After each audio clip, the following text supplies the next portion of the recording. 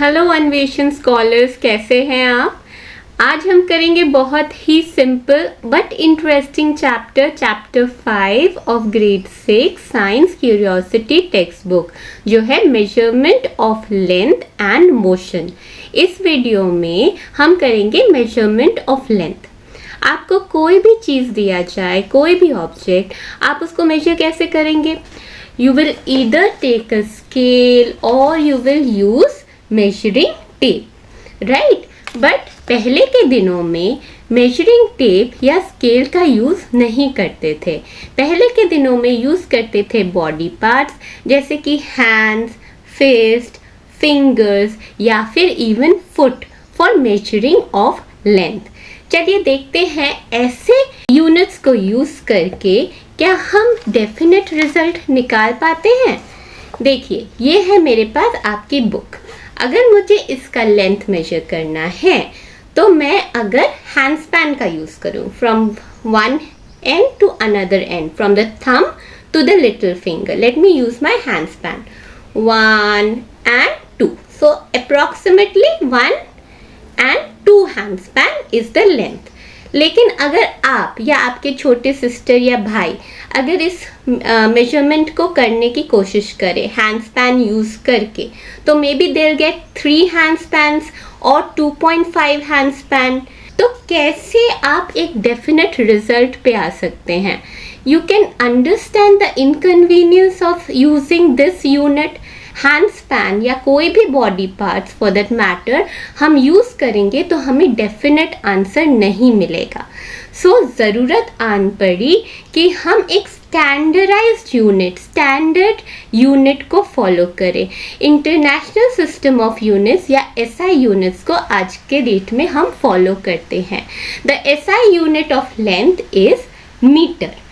तो 1 metre is equal to 100 centimetre, यानी कि 1 मीटर को आप इक्वल 100 डिविजन्स में पार्ट कर दे तो each division is equal to 1 centimetre and 1 centimetre is equal to 10 mm और 10 millimetre.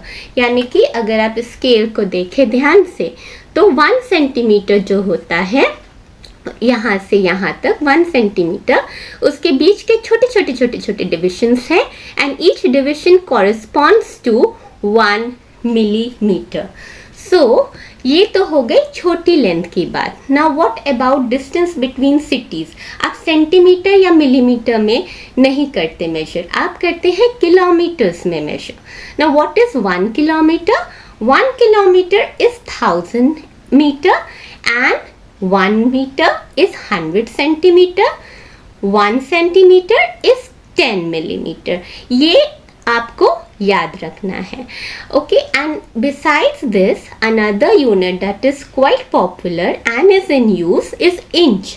1 inch is 2.54 centimeter। Now we will look into how to measure correctly using scale। हम तो scale से major करते हैं, लेकिन उसको मेजर करने का टेक्निक आना चाहिए। For example, I am using this coloured sheet over here to make matters clear. तो हम सबसे पहले जो है 0 सेंटीमीटर, जीरो पे लगाएंगे अपना एज ऑफ द पेपर, ठीक है, and then we go on to this last point, right.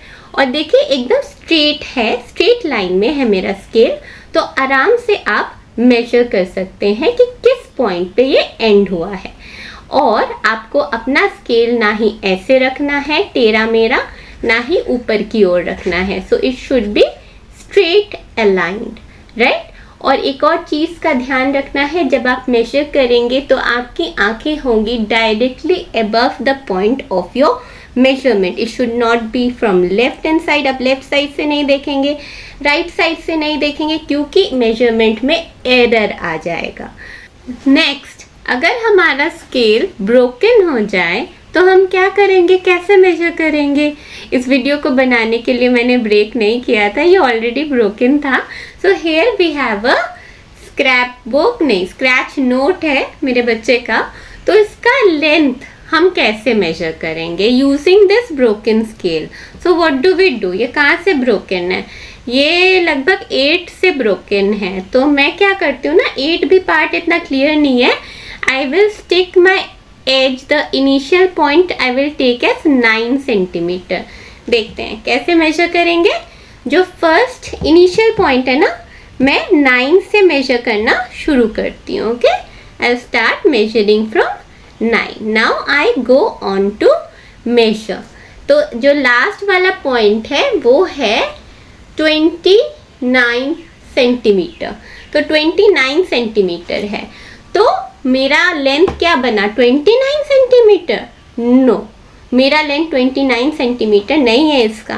क्यों? क्योंकि I started my initial point of measurement was 9 centimetre, right. तो फाइनल लेंथ क्या है, 29 minus 9 which is 20 centimetre. So this is the length of this scratch note. Alright, next if we want to know how to measure the curved line, curved line को कैसे measure करेंगे।